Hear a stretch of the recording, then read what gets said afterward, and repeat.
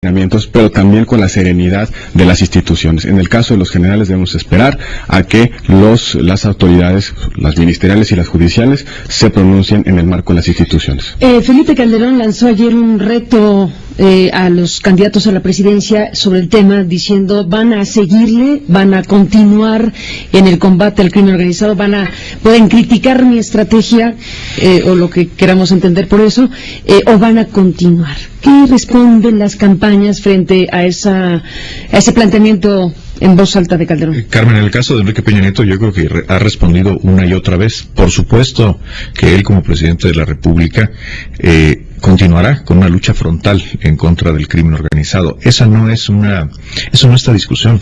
Lo que está en discusión es cómo y si continuará la línea de este sexenio. Y yo creo que hay que ser muy serios en esto. O sea, no hay un tema que preocupe más a los mexicanos que la violencia extrema que estamos viviendo en el país. Es algo que nunca nos imaginamos, que México se podría convertir en un país tan violento, que está generando un deterioro grave de la imagen de México en el exterior. La gente ya no quiere venir a México, no quiere invertir en México, y los mexicanos muchas veces nos da temor salir a la calle. Hemos perdido nuestra libertad en manos del crimen organizado. Enrique Peña Nieto ha abordado este asunto con una gran seriedad, y siendo un político de oposición, ha dicho: la lucha contra el crimen organizado tiene que continuar, y la decisión que se tomó en esta administración de ir contra el crimen organizado es una decisión fundamentalmente correcta. Así lo ha dicho Enrique Peña Nieto. Efectivamente habrá cosas que habrá que mantener. En el corto plazo es imposible retirar al Ejército y a la Marina de las actividades que están haciendo en lugares del territorio nacional, diversos lugares del territorio nacional, y así lo ha comprometido. Ahora, me inquieta mucho lo que dice Roberto, de que no hay nada que se pueda cambiar, de que no hay nada que se pueda mejorar. Yo creo que si le preguntamos a los mexicanos, imposible modificar. Dijiste, me refería al despliegue de las Fuerzas Armadas. Insistí en eso. La estrategia, tenemos que aprovechar lo que hemos aprendido en estos 6 años. Y lo que ha dicho Enrique Peña Nieto es: tenemos que tener objetivos operacionales mucho más claros. Específicamente combatir la violencia.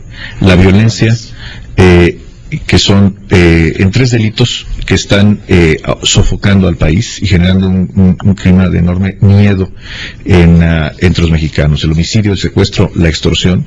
Y tenemos que revisar estrategias específicas. Ha propuesto Enrique Peña Nieto crear una gendarmería, ha propuesto entrarle en serio al tema del lavado de dinero. El gobierno mexicano no ha tenido un solo caso de éxito en lavado de dinero en estos 6 años. Yo creo que hay muchas cosas, Roberto, que sí se pueden mejorar. El tesorero ya rindió casos exitosos del gobierno mexicano.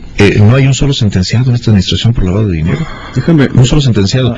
Yo creo, Roberto, y lo digo con afecto y respeto, que entiendo que la estrategia, la decisión fundamental, por supuesto que fue la correcta, nadie lo discute, pero sí se pueden hacer las cosas mejor. Yo te diría... un segundo para contestarle, Ricardo, porque sí es importante. Dice Luis que la estrategia es la correcta, qué bueno que lo reconocen. Yo con esto me quedo y auguro que Peña Nieto va a votar por Josefina, porque me queda muy claro que la principal preocupación de los mexicanos es la seguridad, y acaba de haber un reconocimiento público de que tenemos razón en la estrategia. En la estrategia y en la decisión. Déjame nada más decir por qué. Yo no dije eso. A ver, eso es muy importante. Entramos a un territorio muy importante. Les pido a los 3 que me den oportunidad de un corte y regresamos con este tema y centremos el asunto en lo que se llama estrategia. Bueno, regresamos con este tema, que por supuesto es el tema central, uno de los temas centrales para este país, que tiene que ver con lo que ha sucedido en materia de combate al crimen organizado. Podemos debatir incluso, sugiero, el elemento de información que se pone a la mesa a través de lo que presentamos ayer aquí, que es el trabajo de Daniel Izárraga, que solicitó tanto a la Presidencia de la República como al Ejército Mexicano documental o información específica acerca de la estrategia militar para enfrentar al crimen organizado. Vamos a tener ese elemento también de información, y lo agrego a lo que es el debate sobre la estrategia, si van a continuar con la estrategia, cuál estrategia y cómo se define este asunto. Roberto Gil. Nada más terminar, Carmen, con la respuesta a Luis. evidentemente, partiendo del reconocimiento de que la decisión es correcta por parte de Luis y de Enrique Peña Nieto, hay un elemento de la estrategia que debe discutirse, que justamente lo pone en la mesa Luis. Por supuesto que lo que más lastima a los mexicanos es la violencia, por supuesto que es lo que más lastima.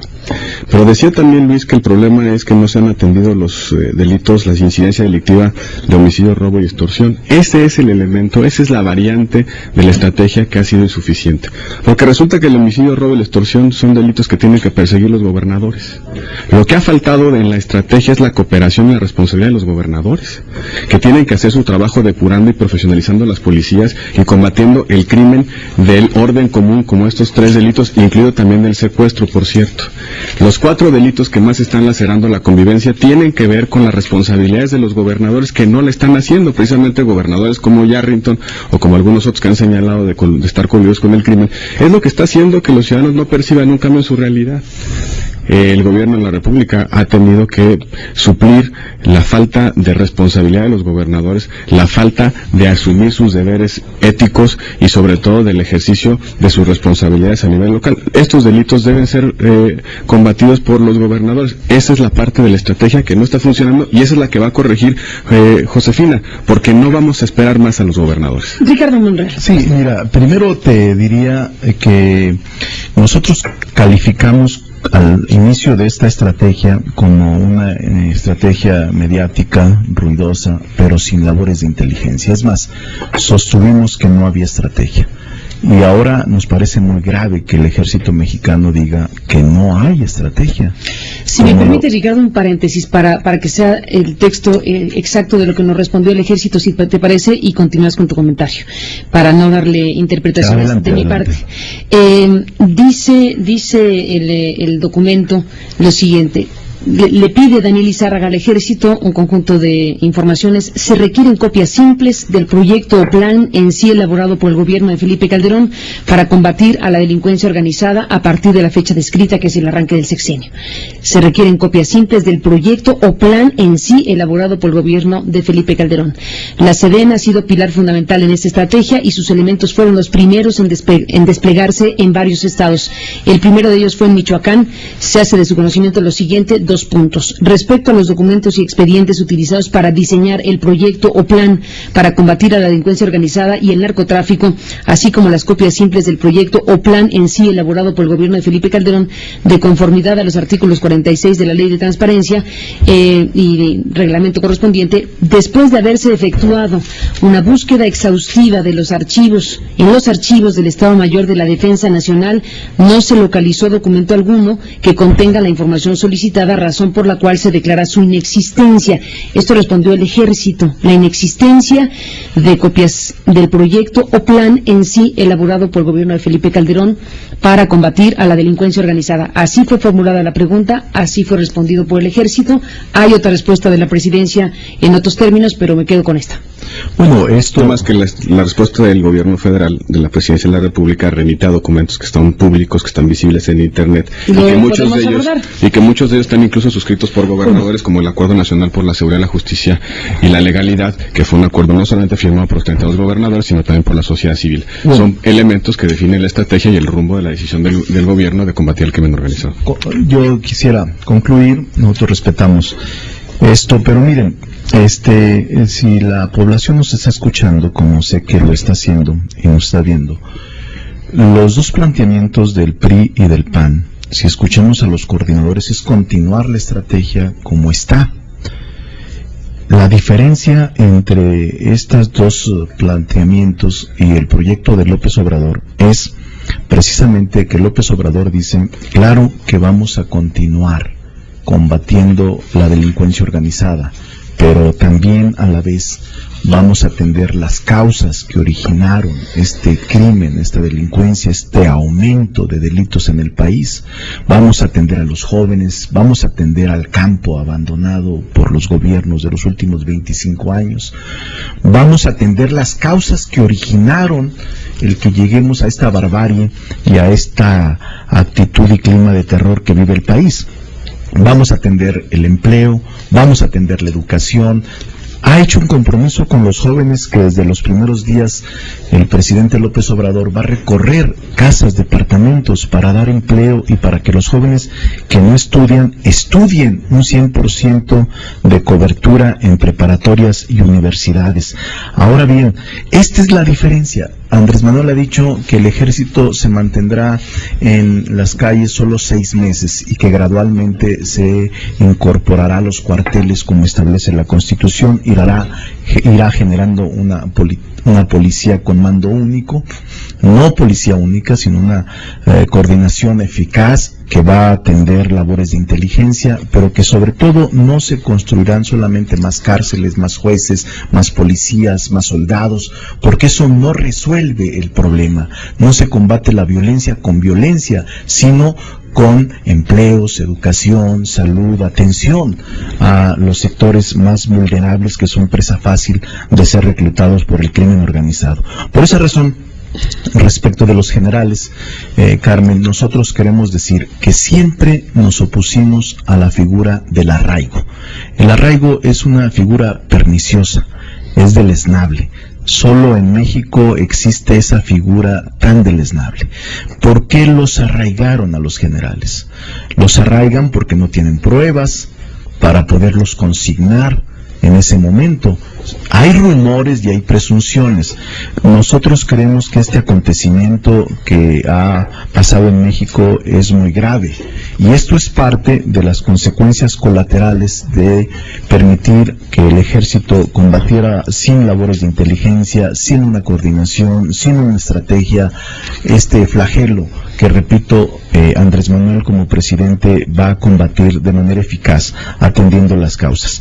Nosotros nos pronunciamos por un juicio justo a los generales. Es muy delicado lo que está sucediendo en el país, y yo temo que no se les puede culpar. Muy lamentable sería que se ampliara el arraigo de los 40 días después de que no les demuestre nada, porque hasta la fecha parece ser que no hay consistencia en la acusación. Si hubiera consistencia en la acusación, los hubieran consignado a un juez y estuvieran siendo procesados estos altos niveles del ejército mexicano. Lamento mucho lo que está pasando en esta institución que todos respetamos. Lamento mucho que le esté sucediendo esto a los generales, pero precisamente nosotros creemos que con López Obrador no pasará nada de eso. Simple y sencillamente creemos que es una situación muy lamentable y que esperemos que todo salga bien. Confiamos en que se va a resolver, que se va a aclarar, pero lo que sí me parece importante señalar, que la inseguridad en el país no se va a terminar tal y como lo está planteando el PRI o el PAN. El único que puede serenar a la nación es López Obrador, porque además ya lo demostró.